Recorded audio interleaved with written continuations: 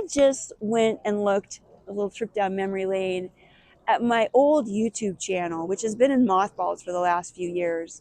And I decided, oh, maybe it'd be a good idea to start making videos again.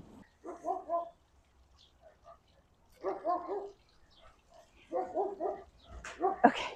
Oh my God. As soon as I turn this on, it starts blowing wind and the dog starts barking. Shooting this video reminds me of why I put it in mothballs. All right, I'm still gonna try this. It was kind of a cool thing to look back at my videos because I have one that I shot back in 2013 that got the most views. It got 50,000 views. 50,000 views, which is kind of mind-blowing. It was called Moving to Phoenix, Take Your Time. That's me there. And a lot of the areas in downtown Phoenix are really being revitalized as people are coming in. You know, they're sick of driving everywhere. It was fun to look at it because it was cool to think about how much Phoenix has changed since then. And I'm not just talking about the housing prices and the camera resolution, which back then was a comfortable 420p. I'm too old for high def, okay?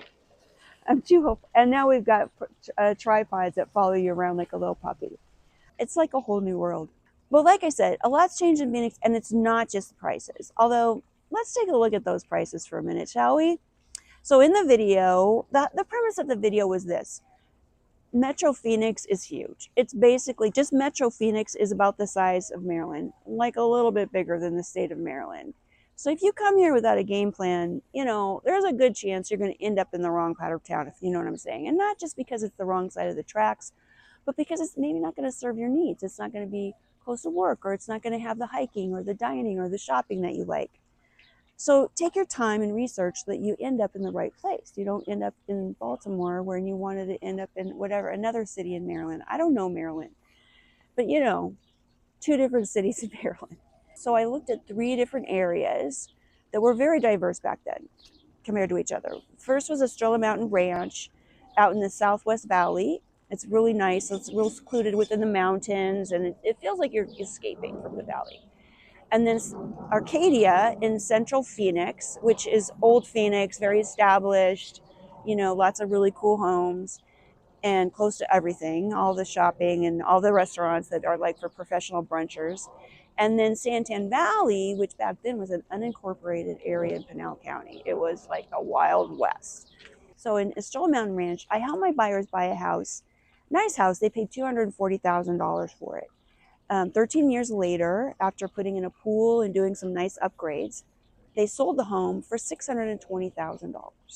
That's a pretty good increase, right? It's a little mind-blowing, but not as mind-blowing as this. The client that I had in Arcadia, I helped them sell their house. It was a cash deal for $235,000.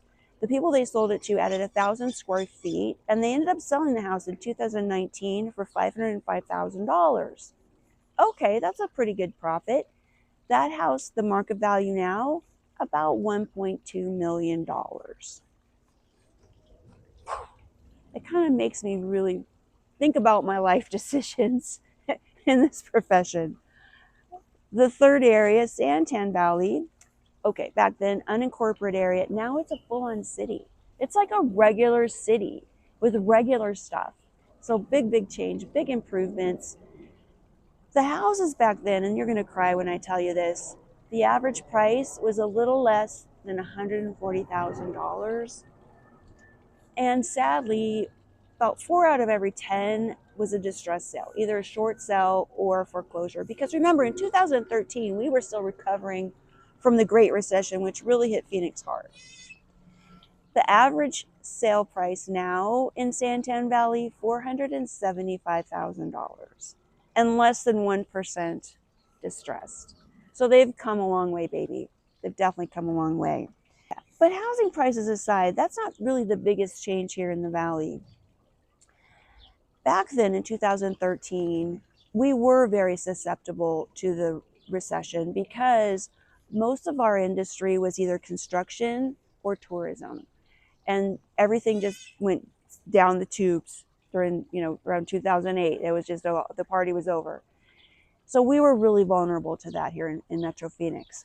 Since then, the entire Metro Phoenix area has kind of worked together to bring better paying jobs into the valley, to bring high tech, to bring more healthcare, to bring, of course, the requisite data centers, all the things that can bring those higher paying jobs into the valley and give us a little more of a comfort level depending on how the economy is going.